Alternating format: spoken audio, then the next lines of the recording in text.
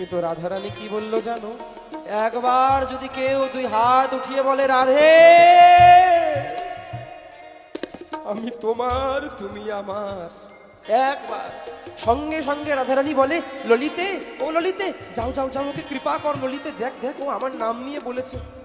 একবার একদিন নন্দমহলে নন্দ রায়ের ছেলে ভগবান শ্রীকৃষ্ণ সবাইকে মাখন দান করছিলেন। কেউ বড় পাত্র আনছেন বাড়ি থেকে, তাকে বড় পাত্রে মাখন দিচ্ছেন, কেউ এইটুকু আনছেন তাকে এইটুকু মাখন দিচ্ছেন, কেউ এইটুকু, কেউ এত বড়, যে যেরকম পাত্র আনছে তদরূপ তাকে মাখন প্রদান করছেন। রাধারানী এসে বলছেন তোমার মনটা কত ছোট বলো তো, যে যেমন পাত্র আনছে তুমি তাকে সেরকম, তাহলে কি করব? বলে সবাইকে এক রকম দিতে হবে, কোনো বিচার করা যাবে না। পাত্র পাবো কোথায়?